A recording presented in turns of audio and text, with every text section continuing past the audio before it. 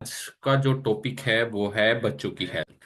ठीक है। और बच्चों की हेल्थ एक्चुअली बहुत सारी प्रॉब्लम्स हम जो हैं बच्चों में देखते हैं, तो उन सारी चीज़ों के बारे में हम आज बात करेंगे। इस पूरी वीडियो को जरूर देखिए, क्योंकि आज के टाइम में सबसे ज़्यादा जो प्रॉब्लम्स आ रही हैं वो बच्चों में आ रही हैं। हम सब जो है, हमारा जो ध्यान रहता है वो सबसे ज़्यादा हमारा फोकस रहता है कि हमारे बच्चे स्वस्थ हों, है ना। सभी सोचते हैं कि हमारे बच्चे स्वस्थ हों। और सबसे ज्यादा जो मेन लोगों के साथ प्रॉब्लम्स आती है वो भी यही आती है कि हमारा जो बच्चा है कुछ खा नहीं रहा है।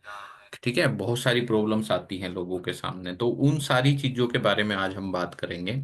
और शुरुआत से मैं बात करूंगा आज, जब से बच्चा पेट के अंदर गर्भाशय के अंदर रहता है तब से मैं लेकर के, और बाद में बहुत सारी बीमारियों के बारे में आज हम बात करेंगे।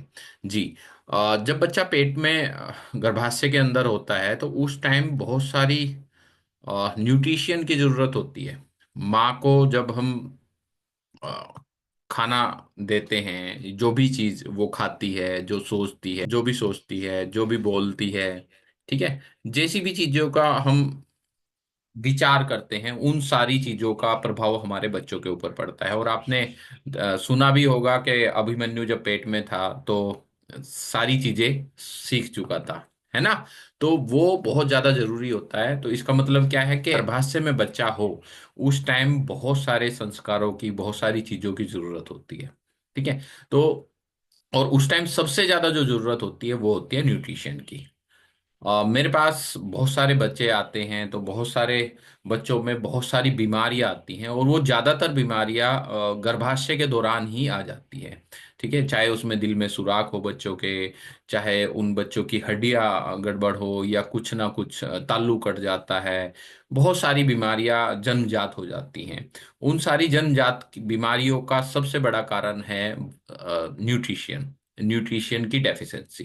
तो बच्चे के लिए उन 9 महीने के अंदर बहुत ज़्यादा ज़रूरी होता है कि उनको अच्छा खाना और अच्छा न्यूट्रिशन दिया जाए उस माँ को, ताकि वो बच्चा स्वस्थ रहे, माँ तो स्वस्थ रहे ही रहे, बच्चा भी स्वस्थ रहे।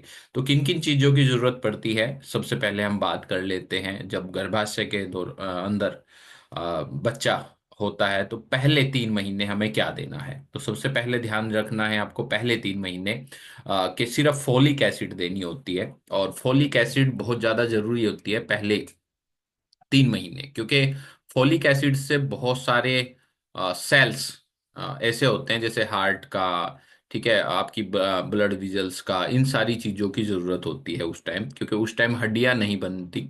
ठीक है, उस टाइम हमारी सेल्स बनती हैं। तो सबसे पहले 3 महीने हमें फोलिक एसिड देना होता है। प्रोटीन दे सकते हैं, फोलिक एसिड दे सकते हैं। 3 महीने के बाद आपको सप्लीमेंटेशन शुरू करनी चाहिए। और जैसा कि गवर्नमेंट भी ये चीज़ें करती हैं, तो फ्री में सारी चीज़ें आयरन कैल्शियम देते हैं, तो वो भी दे सकते हैं। और इवन जो अच्छा बेस्ट सप्लीमेंट है तो वो आयरन फोलिक और कैल्शियम जरूर दे। तो आयरन फोलिक रात को दें और कैल्शियम सुबह ही दे। तो इससे होगा क्या, ठीक है, इससे होगा क्या, आपके बच्चे की ग्रोथ बहुत अच्छी होगी, आपके बच्चे का आईक्यू लेवल बहुत अच्छा होगा, आपके बच्चे के हेयर्स बहुत अच्छे होंगे, सारी चीजों पे बहुत ज्यादा प्रभाव पड़ेगा। जी दोस्तों। तो उस टाइम कैल्शियम सुबह ही दीजिए, आयरन रात को दीजिए, और साथ में प्रोटीन दीजिए। 3 महीने तक, 3 महीने फोलिक एसिड दिया, उसके 3 महीने तक ये देना है। उसके साथ साथ आप प्रोटीन रेगुलर दे सकते हैं। ठीक है, प्रोटीन रेगुलर दे सकते हैं। और 6 महीने के बाद, जब 6 महीने का गर्भ हो जाए, उसके बाद आपको क्या करना है जी, ओमेगा 3 साथ में ऐड कर देना है। ओमेगा 3 ऐड कर देना है। ठीक है। तो ये सारी चीजें अगर आप देंगे 9 महीने तक, तो बच्चे की बहुत सारी प्रॉब्लम्स जन्म होने के दौरान जो प्रॉब्लम्स आती हैं वो होंगी ही नहीं ज्यादातर, है ना। चलिए, उसके बाद क्या चीजों का ध्यान रखना होता है जी।